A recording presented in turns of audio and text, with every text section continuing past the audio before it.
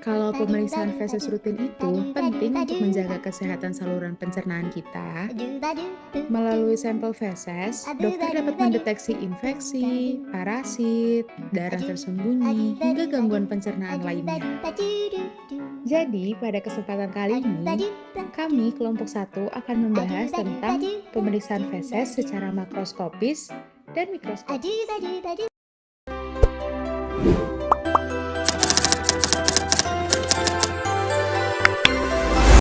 Tujuan pemeriksaan feses untuk mendeteksi adanya infeksi seperti bakteri, virus, maupun parasit, lalu perdarahan saluran cerna, malabsorpsi, adanya lendir, nanah, ataupun lemak berlebih dalam feses, dan mendeteksi kanker kolorektal.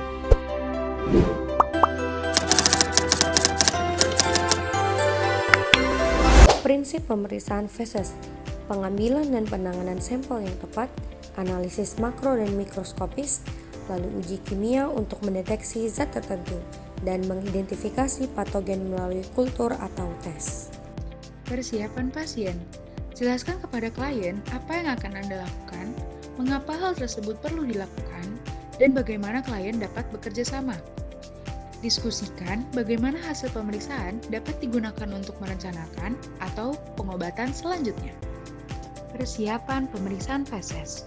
Pertama-tama, klien diminta untuk berhenti mengkonsumsi obat MAH, antibiotik, serta obat gangguan pencernaan lainnya. Selanjutnya, sampaikan kepada petugas ya, makanan tertentu apa sih yang sedang dikonsumsi. Pada wanita, pastikan sedang tidak menstruasi ya. Pastikan juga sedang tidak mengalami perdarahan aktif akibat wasir. Selanjutnya, sampaikan kepada petugas bila sebelumnya melakukan foto ronsen dengan menggunakan zat kontras seperti barium. Nah, yang terakhir, buang air kecil dulu agar urin tidak tercampur dengan sampel fesesnya. Langkah-langkah penampungan spesimen.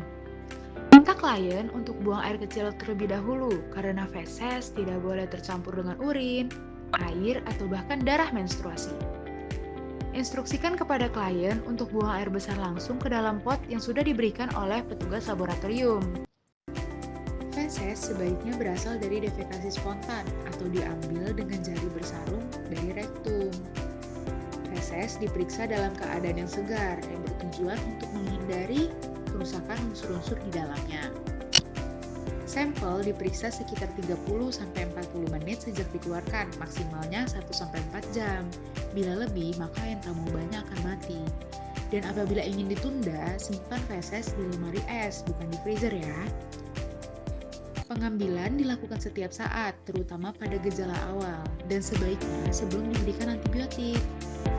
Ambil bagian yang paling mungkin memberi kelainan, contohnya konsentrasi cair, mengandung lendir, atau bahkan mengandung darah. Ada beberapa hal yang perlu diperhatikan saat pengambilan sampel feses. Yang pertama, kirim sampel feses ke laboratorium kurang dari 2 jam. Yang kedua, usahakan sampel feses berasal dari defekasi spontan. Yang ketiga, tunda pemeriksaan jika sedang menstruasi atau sedang pendarahan. Yang keempat, ambil feses yang bercampur oleh darah, nanah, atau lendir. Dan yang kelima, pastikan feses tidak terkontaminasi oleh air, urin, tisu, atau zat-zat lainnya.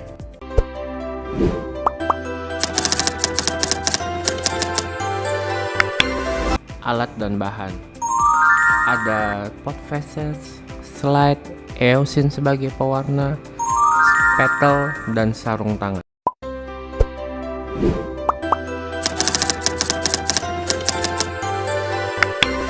Pertama, kita mengambil feses dan eosin sebagai pewarna. Kita taruh eosin di atas slide, jangan terlalu banyak dan jangan terlalu sedikit.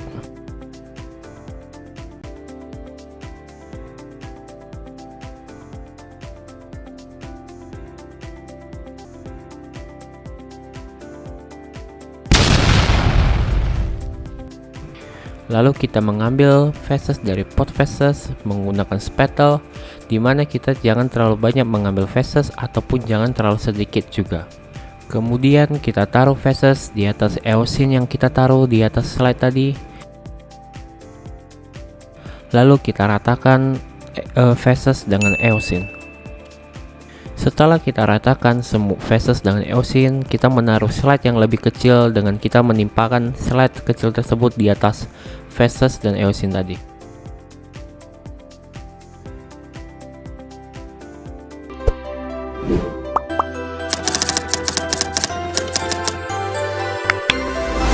Setelah itu, kita bawa slide ke bawah mikroskop agar dapat kita amati.